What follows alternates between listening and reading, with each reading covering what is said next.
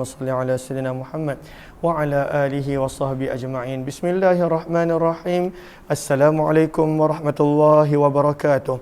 Bismillah, alhamdulillah, wassalatu wassalamu ala habibillah Sayyidina Muhammad ibn Abdillah wa ala alihi wa sahbihi wa man walah.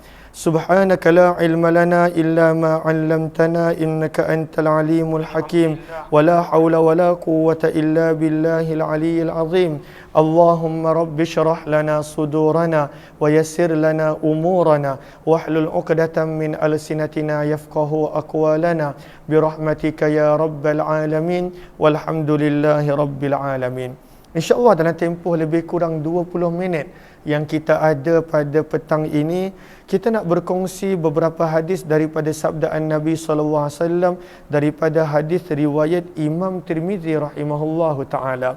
Kita telah tiba pada riwayat 2368 di mana Imam Tirmizi dengan sanadnya menyebutkan wabihi ilahi qala hadatsana Suwaid bin Nasr qala hadatsana Abdullah bin al-Mubarak an Zakaria bin Abi Zaidah an Muhammad bin Abdurrahman bin Sa'd bin Zurarah an ibn Ka'ab bin Malik al-Ansari radhiyallahu anhu an abihi qala, daripada Ka'ab bin Malik radhiyallahu taala anhu beliau berkata, Nabi sallallahu alaihi wasallam bersabda, ma dhi'bani ja'ian, tidak ada dua serigala kelaparan, ursila yang dilepaskan, fi ghanamin pada kawanan ataupun pada kambing, bi afsada yang lebih membawa kerosakan, laha untuknya, min hirsil mar'i daripada ketamakan seorang manusia, alal mal pada harta, wasyaraf dan juga kedudukan, lidinih yang lebih merosakkan agama. Tak ada yang lebih merosakkan agama daripada ketamakan seseorang itu pada harta dan ketamakan seseorang itu pada kedudukan dan juga kemuliaan. Bahkan dia akan sanggup jual agama dia akan sanggup abaikan agama dia semata-mata untuk mencari harta apabila dia ada ketamakan dan juga kedudukan. Hadis ini adalah hadis yang hasan sahih dan diriwayatkan juga dalam bab ini daripada Abdullah bin Umar daripada Nabi SAW. Bab yang ke-32, 2369. Baca sanad dia terus.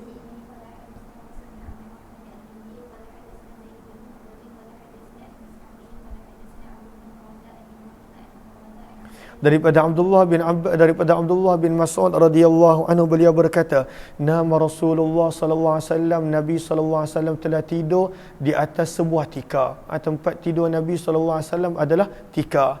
Maka faqama, maka ketika mana Nabi berdiri, wa qad athara fi jambih, ada kesan tikar pada badan Nabi sallallahu alaihi wasallam yang para sahabat nampak. Fakulna, maka para sahabat berkata, ya Rasulullah, wahai utusan Allah, lawit takhadna lak, kalaulah kami membuat sesuatu yang lebih selesa untuk kamu wahai Rasulullah, kalaulah engkau izinkan kami nak buat sesuatu yang lebih selesa untuk kamu. Sebab itu pada bawah tu ditulis, dalam sebahagian nuskah ada disebut lawit takhadna wita'an lak, kalaulah kami buat tilam untuk kamu lagi selesa, engkau tidur atas tikar dia wahai Rasulullah. Maka sabda Nabi SAW, mali walid dunya, apakah urusan yang aku ada dengan dunia, ma ana fid dunya, tidaklah daku dalam dunia, illa karakibin, kecuali seperti seorang penunggang kenderaan, istadhalla yang telah berhenti berteduh, tahta syajaratin di bawah sebatang pokok, thumma raha kemudian dia berehat sekejap, wa tarakaha dan dia tinggalkan pokok berjalan. Itu je kehidupan aku kat dunia, sabda Nabi. Sekejap je aku kat dunia. Maka Nabi SAW tak nak para sahabat pada waktu itu membuat sesuatu yang lebih selesa untuk Nabi SAW. Tawaduknya Nabi, sikap Nabi SAW yang luar biasa. Dan di dalam bab ini kata Imam Tirmizi ada juga riwayat daripada Abdullah bin Umar dan Abdullah bin Abbas radhiyallahu anhuma. Terus bab yang ke-33 riwayat 2370. Dah beritahu Hidayu dah? Okey. Okey, terus 2370 terus.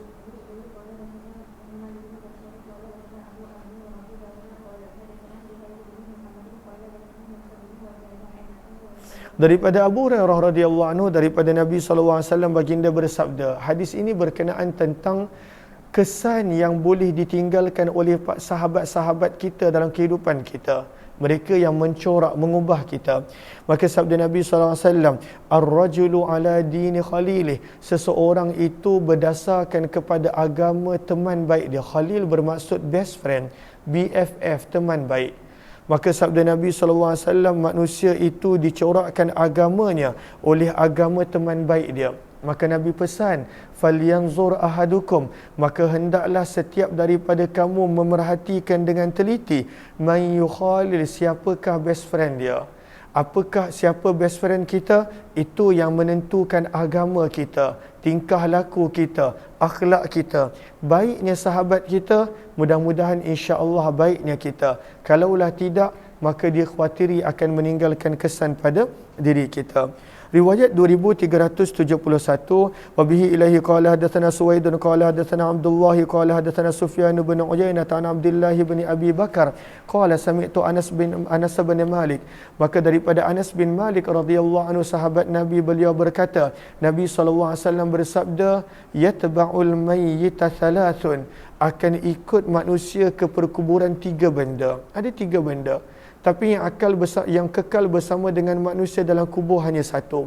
Apakah 3 benda yang bersama dengan manusia waktu dia mati? Maka Nabi sebut, fayarji'u uthnan, 2 akan patah balik meninggalkan dia, wa yabqa wahid, dan hanya 1 yang setia bersama dengan dia. Sabda Nabi SAW, yatba'uhu, akan menghantarnya ke kubur, keluarga dia dan harta dia dan amalan dia. Namun keluarga dan harta dia akan balik, tak akan tinggal bersama dengan dia.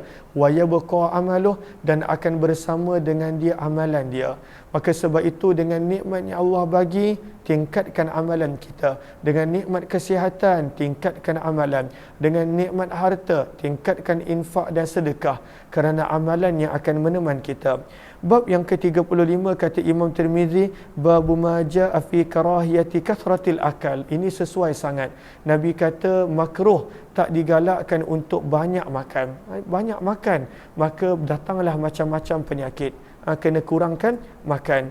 Maka makan bila lapar. Dan nanti Nabi sebut, kalaulah nak makan sampai kenyang pun bagaimana? Nabi kongsikan pada riwayat 2372. Baca sanad dia terus.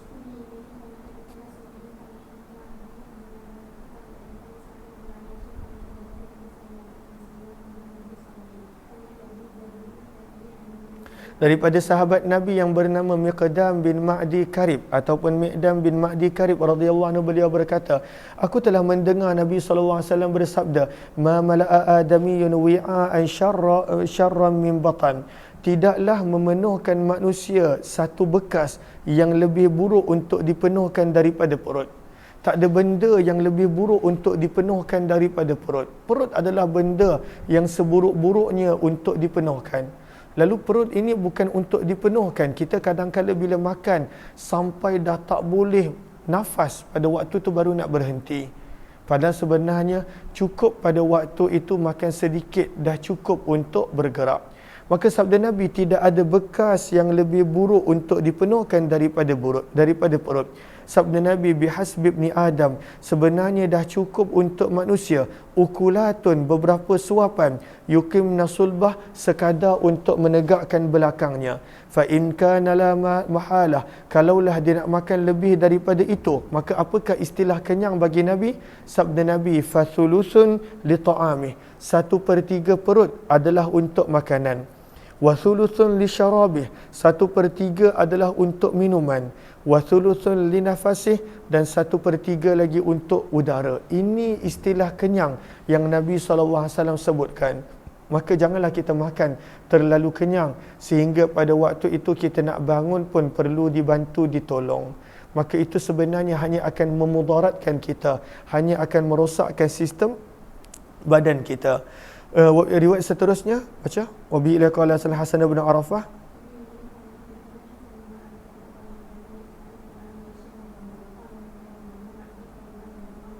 maka sanad yang kedua ini adalah riwayat yang lebih kurang sama, cuma ada sedikit perbezaan. Bab yang ke-36 berkenaan tentang ar-riya. Apakah maksud ar-riya? Ar-riya bermaksud melakukan amalan untuk memperlihatkan kepada orang. As-sum'ah. As-sum'ah pula bermaksud melakukan amalan untuk mendengar pujian. Riya berkenaan tentang nak bagi orang nampak amalan kita. As-sum'ah berkenaan tentang kita nak dengar pujian manusia berkenaan amalan kita. Maka riwayat 2373, teruskan.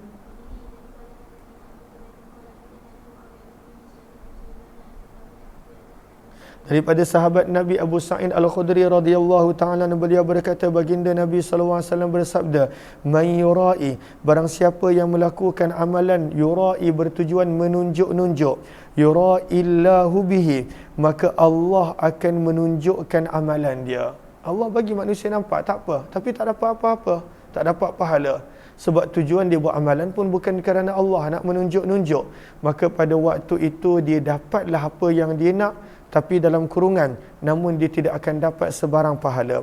Sama juga sabda Nabi, wa man yusammi', dan barang siapa yang pada waktu itu beramal untuk menjadi terkenal, menjadi manusia puji dia, manusia sanjung dia, sabda Nabi SAW, dia akan dapat apa yang dia nak, yusammi'illahu bihi, maka Allah Subhanahu wa ta'ala akan menjadikan orang puji dia, menjadikan dia terkenal. Namun dalam hadis dia tak akan dapat apa-apa. Seterusnya, sabda Nabi SAW, "Man la yarhamin nas", barang siapa yang tidak mengasihi manusia, la yarhamuhullah, Allah tak akan mengasihi dia. Kalaulah kita nak Allah sayang kita, kita kena belajar sayang pada makhluk. Kalaulah kita nak Allah cinta kita, kita kena belajar mencintai makhluk. Terus, dan di dalam bab ini ada juga riwayat daripada Jundab Abdullah bin Amr radhiyallahu anhum. Hadis ini adalah hadis yang hasan gharib. Bab yang riwayat 2374. Terus.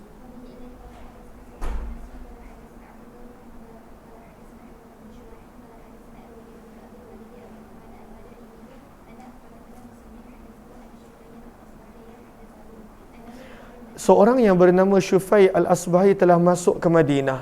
Fa'idha huwa birajulin qad ijtama'a alaihi nas, tiba-tiba dia nampak ada seorang lelaki manusia berkumpul di sekitar dia. Banyak orang berkumpul di sekeliling lelaki ini. Nanti saya transfer sekejap lagi kak. Okey. Faqal, maka berkata Syufai Al-Asbahi, "Man hadha?" Siapakah orang ni? Kenapa manusia berkumpul dengan dia? Maka pada waktu itu mereka menjawab, "Inilah Abu Hurairah, sahabat Nabi sallallahu alaihi wasallam." Maka berkata Syufai Al-Asbahi, dia bukan sahabat, dia tabi'in. "Fadanautu minhu", maka aku pun mendekati dengan Abu Hurairah, hatta qa'adtu baina yadayhi, sehingga aku dapat duduk di hadapannya, wa huwa yuhadditsun nas, dalam keadaan dia sedang berkongsi hadis kepada manusia. Falamma sakata, bila Abu Hurairah diam daripada menyampaikan hadis, wa khala, dan manusia telah mula pergi, qultu lahu, maka Syufai Al-Asbahi bertanya soalan kepada Abu Hurairah, "As'aluka bihaqqin", aku bertanya kepada kamu dengan kebenaran, wa bihaqqin, dan hanya dengan kebenaran, lamma haddatsani hadisan, apabila kamu menceritakan sesuatu hadis, adakah kamu telah mendengar Nabi sallallahu alaihi wasallam, daripada Nabi sallallahu alaihi wasallam, aqaltahu wa alimtah, dalam keadaan kamu ingat dan kamu tahu tentang dia. Sebab Abu Hurairah banyak hadis, maka dia tanya, adakah kamu telah menceritakan hadis dalam keadaan kamu ingat dan kamu tahu semua hadis tersebut? Maka Abu Hurairah menjawab, af'al, betul, la uhaddisan, maka kata Abu, af'al, betul, aku telah menyampaikan hadis dalam keadaan aku tahu dan aku ingat. Kemudian kata Abu Hurairah, aku nak menceritakan kepada kamu satu hadis yang Nabi SAW pernah sampaikan, aqaltuhu, yang mana aku ingat, wa alimtuhu, dan aku tahu tentang hadis tersebut. Namun kata Syufai Al-Asbahi, thumma nashagha, baru Abu Hurairah cakap macam tu dia dah pingsan. Sebab hadis yang nak disampaikan ini adalah hadis yang pada waktu itu memberi amaran kepada orang-orang yang berilmu, yang mengajar bukan kerana Allah. Maka Abu Hurairah pingsan. Famakathna qalilan, maka kata Syufai, kami pun tunggu seketika. Thumma afaqa, kemudian Abu Hurairah sedar. Kemudian dia berkata lagi, la uhaddithannaka hadithan haddathani Rasulullah, aku nak ceritakan kepada kamu satu hadis yang Nabi SAW pernah kongsikan kepadaku di dalam rumah ini. Ma ma'ana ahadun, tak ada seorang pun bersama dengan kami kecuali daku dan Nabi. Kemudian Abu Hurairah pengsan lagi kali kedua. Beratnya pesanan yang dia nak sampaikan daripada Nabi SAW. thumma afaqa, dan kemudian dia sedar lagi buat kali kedua, wa masah wajah, dan dia sapu wajahnya, dan dia berkata lagi buat kali yang ketiga, la uhaddithannaka hadithan hadatsanihi Rasulullah sallallahu alaihi wasallam ana wa fi hadzal bait ma ma'ana ahadun ghairi wa ghairuh, aku nak ceritakan kepada kamu sepotong hadis yang Nabi telah kongsikan kepadaku, dan tidak ada sesiapa pun di dalam rumah ini kecuali aku dengan Nabi. Summa nasyara Abu Hurairah nasyrah, Abu Hurairah pengsan lagi buat kali ketiga. Setiap kali nak cerita hadis ni dia pengsan. Kemudian summa mala kharan ala wajhi, kali ketiga ini dia pingsan dalam keadaan dia tersungkur di atas wajahnya, dia pingsan ke arah depan. Fa asnadtuhu, maka perawi Syufai al-Asbahi pun tegakkan Abu Hurairah, sandarkan Abu Hurairah untuk tempoh yang lama. Summa afaqa, kemudian Abu Hurairah pada waktu itu sedar, maka dia berkata, Nabi SAW telah bersabda kepadaku, annallaha ta'ala, sesungguhnya Allah yang maha tinggi, idza kana yaumul qiyamah, apabila berlakunya pada hari kiamat, yanzilu ilal ibad, dan pada waktu itu perlu untuk menghukum ataupun memutuskan, liyaqdiya bainahum, untuk menghukum dan memutuskan tentang manusia. Wa kullu ummatin jathiyah, dan pada waktu itu setiap manusia duduk di atas lutut dan juga di atas jari kaki dia. Lihat kepada Sahara, apakah maksud jathiyah? Jatha ala rukbatai, dia duduk di atas kedua lutut dan juga duduk di atas atrafi asabi rijlai, hujung jari. Macam mana jathiyah? Jathiyah duduk macam ni. Semua duduk macam ni. Manusia semua duduk macam ni.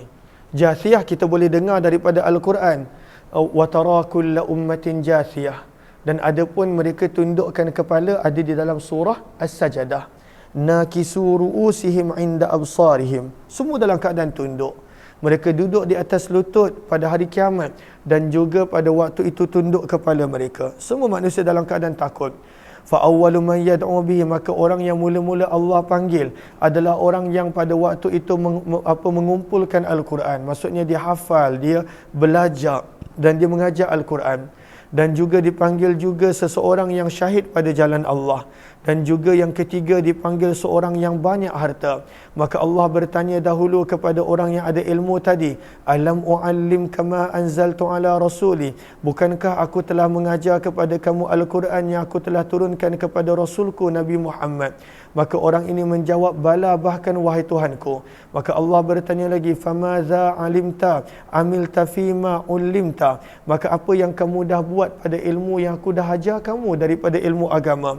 Maka berkata orang ini, kuntu aku mubihi, aku telah menjaganya pada waktu siang dan malam dengan bersungguh-sungguh. Aku ajar, aku amal, aku kongsikan dengan orang, aku buat tu buat ni, macam-macam dia kata. Maka apa Allah jawab? Kadzabta, bohong, dusta. Wa taqulul malaikah, dan malaikat pun akan berkata, kadzabta, bohong, dusta. Wa yaqulullah, dan Allah berfirman, bal aradta an yuqal, bahkan kamu buat apa yang kamu buat dengan ilmu yang aku bagi sekadar nak digelar fulanun qari, orang tu baca sedap, dia qari, orang ni banyak ilmu, orang ni ilmu dia hebat, sekadar nak mendapat pujian. Maka faqad qila dzalika, maka sungguh kamu telah mendapat pujian tersebut. Dah dapat pun pujian, apa lagi yang nak? Kamu dah dapat pujian dekat dunia. Kemudian akan dibawa orang yang kedua. Orang yang kedua ini kita akan sambung nanti insya-Allah. Sebab masa tak mengizinkan, tadi saya mula lambat.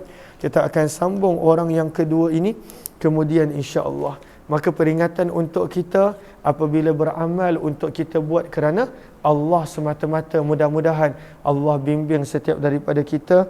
InsyaAllah kalau sempat nanti saya maklumkan bila yang kita akan buat insyaAllah. Terima kasih semua. Wabillahi taufiq wal hidayah. Assalamualaikum warahmatullahi wabarakatuh. Kita jumpa nanti pada jam 12.30 malam insyaAllah untuk siri yang berikutnya. Terima kasih semua. Jazakumullahu khairan.